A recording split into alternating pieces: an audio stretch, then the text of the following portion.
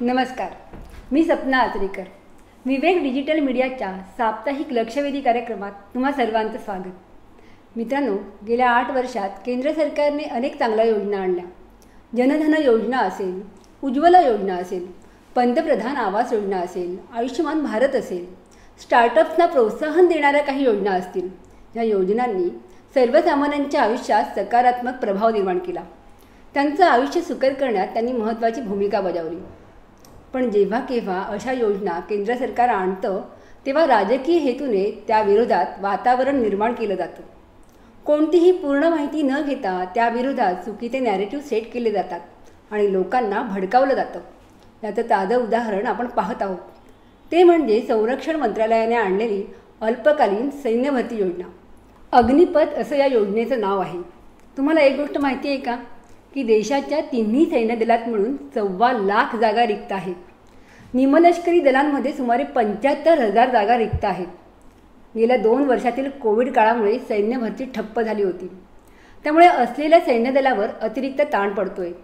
या सगळ्याचा विचार करून संरक्षण मंत्रालयाने नुकतीच ही योजना जाहीर केली.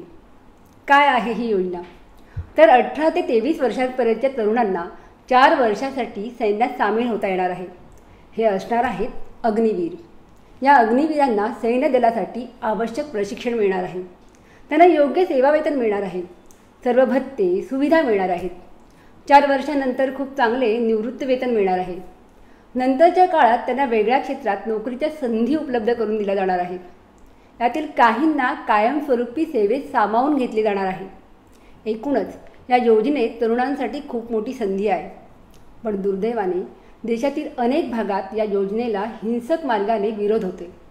आजच्या साप्ताहिक लक्षवेधीमध्ये आपण ही योजना काय आहे, त्याचे काय परिणाम असणार आहेत आणि याला होणाऱ्या विरोधामागे काय कारण आहेत आणि सगळ्यात महत्त्वाचं म्हणजे यातली संधी आपण पाहू शकतो की नाही या सगळ्यावर चर्चा करणार आहोत. आपल्यासोबत आज आहेत निवृत्त लेफ्टनंट जनरल DB शेकटकर आणि शहीद कॅप्टन विनायक गोरे यांच्या वीरमाता अनुराधा गोरे. सर्वांचं या कार्यक्रमात स्वागत. शेकटकर सर, अग्निपथ योजना काय आहे आणि ही योजना सुरू करण्याची गरज संरक्षण मंत्रालयाला का जाणवली? अग्निपथ योजना ही सैन्यामध्ये जे तरुण सैनिक येतात त्यांना प्रशिक्षण देऊन आणि तरुण सैनिक तयार करणं. सैनिक सगळेच बहुतेक तरुण असतात, परंतु त्यात तरुण वयाच्या लोकांना, मुलांना आणि मुलींना दोघांना त्यांना घ्यायचं सैन्यामध्ये. त्यांना 6 महिने प्रशिक्षण द्यायचं आणि 4 वर्ष ते सर्व्हिस करतील. 4 वर्षानंतर त्यांच्या परफॉर्मन्सवरती, म्हणजे 4 वर्षात त्यांनी कसं काम केलेलं आहे, ज्याला आपण प्रोग्रेस रिपोर्ट म्हणतो, त्याच्या आधारावर ते 25% लोक हे काम करत राहतील, परमनंट होतील. 75% लोक ते बाहेर जातील. बाहेर जायचं नसतं नाही की त्यांना आम्ही रस्त्यावरती फेकणार आहे, असं नाही. परंतु त्यांना दुसऱ्या क्षेत्रामध्ये काम मिळेल आणि त्या योजनेच्या अंतर्गत जे आपण करतोय, जे आपल्याला त्यांना पॅकेज मिळणार आहे, पगार त्या योजनेचा आहे. पहिल्या वर्षात त्या तरुण सैनिकाला पगार मिळेल आहे 2,52,000 रुपये वर्षाचे, म्हणजे 21,000 रुपये महिना. दुसऱ्या वर्षी त्याला 23,100 रुपये महिन्याचा पगार मिळेल, म्हणजे वर्षाचे झाले 2,72,000. तिसऱ्या वर्गात त्याला 25,000 मिळतील, म्हणजे वर्षाचे झाले 3,00,000. आणि चौथ्या वर्षात त्याला मिळते 28,000 रुपये, म्हणजे ते झाले 3,36,000. आपण एकत्रित केलं तर त्यांना पगार होईल 4 वर्षात 11,92,52,000 रुपये. आणि ते जाताना त्यांना परत शासनातर्फून, म्हणजे गव्हर्नमेंटतर्फून 11,71,000 रुपये मिळेल. म्हणजे ज्या दिवशी ते घरी जातील त्यांच्याकडे 23 लक्ष रुपये राहतील त्यांच्या बँकेमध्ये. आणि आपल्या महाराष्ट्रातल्या आपण विचार करू पहिले, बहुतेक सैनिक जे आहे हे सगळे गावातले लोक आहे, खेड्यातले गावातले लोक आहे. पुण्या वगैरे म्हणजे कमी लोक आहे, मुंबईचे ते जातच नाही. ठीक आहे. तर एका गावातून तरुण विद्यार्थी आलेला 12वी शिक्षण पास केल्यानंतर कोल्हापूर, सांगली, सातारा कुठेही म्हणजे ते आले 23 लाख रुपये त्याला जर मिळाले तो एक नवीन व्यवसाय सुरू करू शकतो, एक उद्योग सुरू करू शकतो, काही पण करू शकतो, शेतीवाडीचं काम करू शकतो, फळं लावू शकतो. आणि आपल्याकडे असे महाराष्ट्रामध्ये पुण्यामध्येच असे अनेक उदाहरण आपल्याकडे आहे जे शिपाई निवृत्त झाले सैन्यामधून 15 वर्ष सर्व्हिस करून आज त्यांचा बिझनेस कोटी रुपयाचा चालला इथे पुण्यामध्ये. 10-15 कोटींचा एक खराडीला आहे, तो बिल्डिंगचं काम करतो, 25 कोटीची त्याची किंमत आहे. तर हे कसं संभव झालं की जो काही अनुभव त्यांचा सैन्यामध्ये होता त्या अनुभवाचा त्यांनी वापर केला, रिस्क घेण्याची वृत्ती वाढली त्यात आणि आज त्या जागेवर ते पोहोचलेले आहे. शासनाचं पण असं ठरतंय की ह्या तरुण मुलांना आणि मुलींना आपण सैन्यामध्ये घेऊ 4 वर्षाकरता. त्यातून 6 महिने त्यांचं प्रशिक्षण झालं आणि ते बाकी 4 वर्ष कामं करतील. आणि काम केल्यानंतर त्यांना इतका जर पगार मिळाला तर हे बाहेर जाऊन चांगले कामं करतील. फक्त व्यवसायच नव्हे तर काल परवा भारताच्या गृहमंत्र्यांनी म्हटलं आहे की आम्ही ह्या मुलांना आणि मुलींना CRPF, BSF, ITBP जे अर्धसैनिक बल आहे तिथे तुम्ही घेऊया. बरेच मुली ह्याचे जसं महाराष्ट्र पोलीस आहे त्या पोलीसमध्ये कामं करतील, कोणी कॉन्स्टेबल होईल, कोणी इन्स्पेक्टर होतील, ते त्यांच्या योग्यतेवरती होईल ना. आणि ह्याचप्रमाणे आपल्या पुण्यातल्या किंवा ऑल इंडियाच्या बऱ्याच मोठ्या मोठ्या इंडस्ट्री आहे, त्यांनी हे म्हटलं आहे की आम्ही ह्या मुलांना आणि मुलींना आमच्या इंडस्ट्रीमध्ये कामामध्ये घेणार आहे. म्हणजे एक प्रकारून जे आज बेकारी पडली आहे भारतामध्ये, ह्याचा अर्थ हा नाही की बेकार लोकांना आपण सैन्यामध्ये गेलं आहे, परंतु प्रशिक्षण झाल्यानंतर त्यांना आपण इतकं प्रवीण करू की ते चांगलं कामं करू शकतात. समजा मी एक सैनिक आहे आणि मी सैन्यामध्ये काम करताना हेलिकॉप्टर मेंटेनन्स करतो किंवा विमानाची मेंटेनन्स करतो, एअरफोर्समध्ये आहे. निवृत्तीनंतर मला कोणती प्रायव्हेट एअरलाईन घेईल काम करायला? समजा मी नौसेनेमध्ये आहे तर कोणती मर्चंट शिपिंग माझी कंपनी घेतील, कारण की अनुभवी लोक कमी मिळतात ना आजकाल. तरुण लोक आहेत पण त्या तरुण लोकांना 21 वर्षाच्या खाली किंवा 23 वर्षाच्या खाली 4 वर्षाचा अनुभव हा फार कमी असतो. आणि प्रायव्हेट सेक्टरमध्ये काय आहे की लोक आपलं काम ताबडतोब करून जातात. 1 वर्षाचा अनुभव आला की ही कंपनी सोडली तिथे गेली, ती कंपनी सोडली तिथे गेली, फक्त 50 रुपये करता किंवा 5,000 रुपये करता ते कामं सोडतात. पण हे तरुण लोक जे हे 4 वर्षे राहतील आहे, हा ह्या योजनेचा एक मोठा म्हणजे तुम्हाला मी काय एक्सप्लेन करून सांगतो की ह्या योजनेबद्दल काही अपोजिशन पार्टी आहे किंवा अँटी इंडियन लोक आहे, त्यात काही माजी सैनिक पण आहे, हे खोटा प्रचार करतात आहे, खरं सांगत नाही आहे. आणि त्याच्या कारण तरुण लोकांमध्ये चुकीची कल्पना निर्माण होती आहे.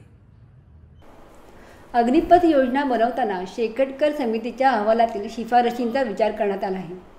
या शिफारशी कोणत्या आहेत? त्या कमिटीचं नाव आहे committee of experts for defence modernisation and rebalancing of defence budget.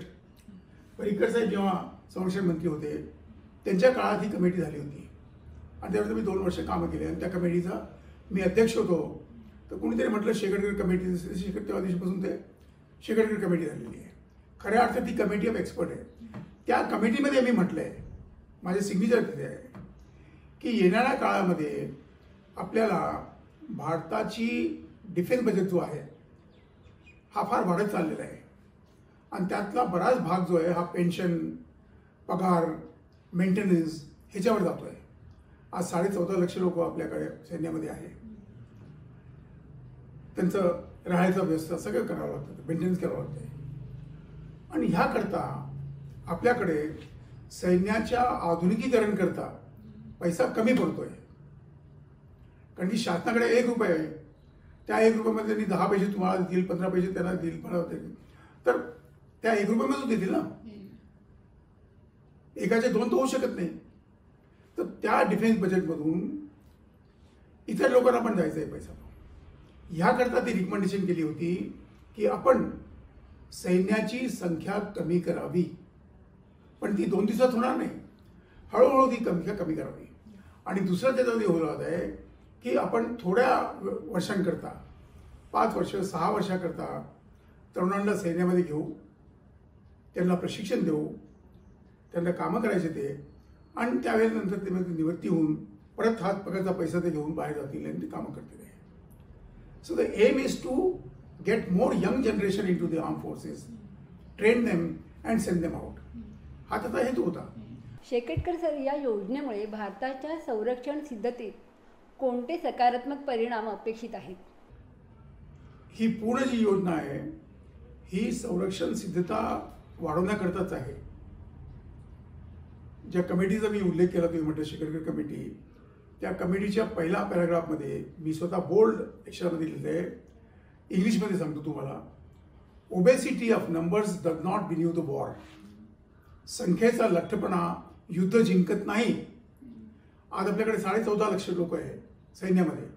उद्या समजा तुम्ही 20 लाख जरी केले, पण त्यांच्याकडे शासन उपकरण नाही, टेक्नॉलॉजी नाही, शस्त्र नाही, मानसिकता नाही, त्यांना प्रशिक्षण नाही दिलं, तर ते 20 लाख कोणत्या कामाचे होतील? त्यापेक्षा तुम्ही 10 लाख ठेवा, पण त्यांना संपूर्णप्रमाणे प्रशिक्षण द्या, तयार करा युद्धामध्ये. आणि ती युद्ध क्षमता भारताची आहे, आजही आहे, आणि कमी होणार नाही. कारण की 14 हे तरुण लोक जे आहे हे पण युद्ध क्षेत्रामध्ये जातील, आणि प्रत्येक तरुणाला हे वाटतं की मी चांगलं काम करावं, मी चांगलं काम करावं. समजा कोणत्या कारणाने त्याला तिथे अपघात झाला, काही पण झाला, पायात लागलं, काही पण झालं, तर त्यांचा 1 कोटी रुपयाचा विमा केलेला आहे. आज कोणते माणसं जे आपला 1 कोटीचा विमा करतात घरात बसून? किती लोक करतात? पण शासनाने त्यांचा विमा करायचा आहे आणि त्यांना दुसरे पण फॅसिलिटी मिळतील आहे. तर ह्याकरता भारताची संरक्षण सिद्धता ही कमी होणार नाही, उलट वाढेल आहे. Because you will have young army. Every 4 years they will be almost 50,000 to 60,000 young people coming. आणि त्या मुलं पण आहे आणि मुली पण. आता मुली पण सैन्यामध्ये येतात आहे. ह्या प्रकारची योजना अगोदर पण होती, अजूनही चालली आहे.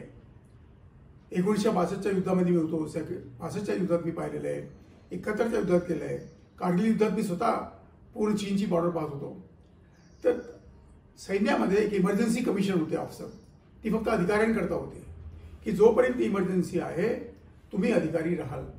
इमर्जन्सी जेव्हा संपेल किंवा 5 वर्ष संपतील मग तुम्ही घरी जा आणि दुसरे कामं करा. आज तिथून त्यावेळेला निघाले लोक आज कमिशनर आहे, DGP आहे, मोठ्या मोठ्या पदांवर ते लोक काम करतात आहे. त्याचप्रमाणे दुसरी एक आहे ती शॉर्ट सर्व्हिस कमिशन. चेन्नईला ऑफिसर्स ट्रेनिंग अकॅडमी आहे. तिथे मुली जातात, NCCC सर्टिफिकेट घेऊन जातात, बाकी पास करून जातात, आणि तिथे त्यांचं 1 वर्षाचं प्रशिक्षण असतं. त्या मुली कमिशन मिळाल्यानंतर पहिले लेफ्टनंट होतात, 5 वर्ष त्या कामं करतात, आणि 5 वर्षानंतर त्यांना विचारलं जातं तुम्हाला परत पुढे काम करायचं आहे का, आणि त्यांची योग्यता पाहून 5 वर्षात त्यांनी कोणत्या प्रकारचं काम केलं त्यांना मग ते परमनंट ऑफिसर करतात. आणि त्या मुली आज किंवा आता त्या लेडीज झालेल्या आहे, कोणी लेफ्टनंट कर्नल आहे, कोणी कर्नलच्या पदावर ते कामं करतात आहे. ठीक ह्याचप्रमाणे आतापर्यंत ही योजना ऑफिसर्स करता होती, आता ही जवानांकरता पण होईल. अनुराधाताई, तुम्ही स्वतः वीरमाता आहात आणि सैनिकांचं आयुष्य फार जवळून पाहिले. तुम्ही स्वतः शिक्षिकाही आहात. तर तुम्हाला या योजनेविषयी काय वाटतं?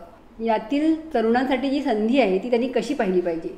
अग्निपथ ही एक नवीन योजना सरकारने आणली आणि त्याचा जो विरोध सुरू आहे, आणि नुसता विरोध नाही तर त्याच्याबद्दल जी जाळपोळ वगैरे सुरू आहे, खूप विषण्ण झालं. कारण अशी काहीतरी योजना येणार हे नवीन बिलकुल नव्हतं. कारगिल युद्धानंतर जो काही एक रिपोर्ट मागवला गेला त्याच्या आधारे लष्करातले तज्ज्ञ त्यांनी ही योजना बनवली होती.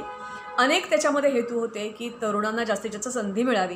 कारण अनेकांची तक्रार अशी असते की वर्दीची खरं तर सगळ्यांनाच ओढ असते, कारण सैनिकासारखा मान, सन्मान आणि वर्दी याची किंमत दुसऱ्या कशालाच नसते, नाही का, मूल्य कशालाच नसतं. त्यामुळे अनेकांना जायचं असतं पण जायला मिळत नाही. आणि त्याच्यासाठी आणि दुसरी गोष्ट म्हणजे तरुण रक्त सेनेला हवं असतं, वयोवृद्ध हे तरुण रक्त हवं असतं. आणि दैनंदिन खर्च कमी करून जर त्याचं आधुनिकीकरणासाठी पैसा वापरला गेला तर त्याचा अधिक फायदा होतो. आणि याच्यावर चर्चा विनिमय करून पहिली पद्धत तशीच राहणार आहे. त्याच्याशिवाय आत्ता जे आपल्याला धोके आहे, चीनकडून आहे, पाकिस्तानकडून आहे किंवा देशांतर्गत जे काही आहे ते हाताळायला आपल्याला जी मॅनपॉवर हवी आहे ना, ती मॅनपॉवर आपल्याला याच्यातून मिळेल, हा त्याचा खरा तर हेतू होता. मी तर खरं तर कित्येक दिवस याची वाट बघत होते की अशी योजना आलेली आहे, पेपरमध्ये आम्ही ऐकतो आहे, टी व्हीवर कधीतरी ऐकतो आहे, पण प्रत्यक्ष जेव्हा आली तेव्हा खरंच आनंद झाला. आणि पाठोपाठ जिकडे तिकडे जे काही सुरू झालं ना, त्याच्यावरून असं वाटलं की राजकीय कुठतरी खेळी आहे. म्हणजे शाहीनबाग झालं, शेतकऱ्यांचं आंदोलन झालं, त्याच्यानंतर मधल्या काळामध्ये मला असं वाटतं की थोडे दिवस जरा वेगळे गेले. म्हणजेच जे आपलं काशी विश्वनाथ मंदिर वगैरे वगैरे. आणि ह्या सगळ्यातून कुठेतरी एक मनातला राग खुन्नस तो यांनी बाहेर काढला की केवळ आणि केवळ राजकीय अशा प्रकारचा हा भाग आहे. आणि सगळ्यात महत्त्वाचं की जे कोणी असा हा विरोध करतायत ना, त्यांना मला असं वाटतं की सेनेत जाणाऱ्या कोणत्याच माणसाची वृत्ती अशी असणार नाही, शक्यच नाही, जाळपोळ वगैरे तो उतरणार नाही. सगळ्यात महत्त्वाचं आहे की ज्यांना कोणी पाठीशी घालतायत ना, त्यांना अनेक गोष्टींचं अज्ञान आहे आणि ते अज्ञान त्यांना अशी कृती करायला भाग पाडत आहे. पहिल्याच सगळ्यात महत्त्वाची गोष्ट म्हणजे मला असं वाटतं की असंही कित्येक वेळेला होतं की हौशीने सैनिक शाळा किंवा प्रिपरेटरी स्कूल, NDA याच्यामध्ये मुलं भरती होतात, पालकांना हवं असतं, खूप त्यांनी मेहनतही घेतात, पण त्यांची भरती नाही होऊ शकत. तसं याच्यापैकी काही सामावले जातील, काही मागे उरतील, पण जे मागे उरलेले असतील ना, त्यांना इतकं छान ट्रेनिंग आणि इतका छान अनुभव मिळालेला असेल की त्या अनुभवाच्या जोरावर त्यांच्या आयुष्याचा पाया ते परत रचू शकतात, त्यांना काहीच कठीण राहणार नाही. हा एक भाग झाला. दुसरी सगळ्यात महत्त्वाची गोष्ट आहे ती म्हणजे खरा इतिहास आम्हाला जर कळला असता तर आम्ही असे कधीच वागलो नसतो. कारण भारतावर सगळ्यात जास्त आक्रमण झालेला देश भारत. ग्रीक, क्षक, कुशाणकुश, तुर्क, अफगाण, मुघल. आणि ज्या वेळेला आमचा पराभव झाला ना, त्यावेळेला का पराभव झाला? 1, आमच्या सैनिकांची संख्या कमी पडली. 2, आमच्याकडचं जे शस्त्रबळ होतं ते कमी पडलं. तिसरी गोष्ट, आमची आपापसात फूट होती, एकी झालेली नव्हती. आणि गद्दारी, पैशाचा आमिष किंवा आणखीन काहीतरी लालूच दाखवली गेली आणि मग आमच्यातलेच काही परकीयांना सामील झाले. अनेक 1-2 नव्हे, असंख्य उदाहरणं तुम्हाला अशी सांगता येतील, असंख्य उदाहरणं सांगता येईल. अगदी झाशीची राणी तुम्हाला सगळ्यांना माहिती असलेलं उदाहरण. कारण कदाचित काही जणांना जुनी उदाहरणं दिली तर पटणार नाही, पण ज्यावेळेला आम्ही एकत्र आलो आणि आमची संख्या वाढली, उदाहरणार्थ 2 मला उल्लेख करावा लागेल. मोहम्मद बिन कासिम 715मध्ये आला आणि त्याच्यानंतर 300 वर्ष आक्रमण झालीच नाहीत का गजनी मोहम्मदाचा येईपर्यंत? असं बिलकुल नाही. सतत कारण सिंधमध्ये तर त्यांनी आपल्या सरदार नेमले होते, ठाणी होती, सतत कुरघोडी सुरूच होती, समुद्रमार्गे जमिनीच्या मार्गे आक्रमणं होतच होती. पण अगदी ललितादित्यपासून गुर्जर प्रतिभा, नागाभट्ट, फुलकेशी म्हणजेच काश्मीर, राजस्थान, गुजरात, सिंध, पंजाब, गोवा, महाराष्ट्र, अगदी दक्षिणेत केरळ, तेव्हाची नावं वेगळी असतील, हे राजे एकत्र आले आणि त्यांनी 300 वर्ष त्यांना रोखलं. दुसरं तुम्हाला उल्लेख करता येईल तेव्हा 1023मध्ये बहारीचचं युद्ध. असं म्हणतात की महाभारतानंतर प्रथमच इतक्या मोठ्या प्रमाणावर लोक, हिंदू राजे एकत्र आले आणि त्यांनी जो सलार होता त्याला पार हकलवून दिलं, मारलं खूप. त्यांना म्हणजे नाही त्यांचा योजना सफल होऊन दिली. थोडक्यात ही जी सगळी माहिती आहे ना, ही माहिती आजकाल हे जे कोण दंगेखोर आहेत त्यांना माहिती नाही आहे. यांच्या मागे राजकीय हात आहे, त्यांना काय त्याच्यातून लाभ होणार आहे ते मलाही माहिती नाही. कारण देश जर सशक्त झाला तर तुम्ही सशक्त व्हाल, देश कमजोर असेल तर तुम्ही कमजोर असाल. हे न कळण्याएवढं कोणी अज्ञानी किंवा बुद्धू असं नाही आहे. आजच्या सर्व सहभागींनी अतिशय महत्त्वपूर्ण माहिती आपल्याला दिलेली आहे. साप्ताहिक लक्षवेधीचे असे कार्यक्रम पाहण्यासाठी आणि विवेकचे असे सर्व कार्यक्रम पाहण्यासाठी विवेकच्या फेसबुक पेजला लाईक करा आणि यूट्यूब चॅनलला सबस्क्राईब करा. धन्यवाद. प्रखर राष्ट्रवादाची परखड अभिव्यक्ती, साप्ताहिक विवेकची हीच रीती. विषयाचं नाही त्याला बंधन, ध्यास एकच समाज प्रबोधन. या अमृत महोत्सवी विचार यात्रेत डिजिटली सहभागी व्हा. विवेकची वेबसाईट, फेसबुक पेज आणि यूट्यूब चॅनल आजच लाईक करा, शेअर करा, सबस्क्राईब करा.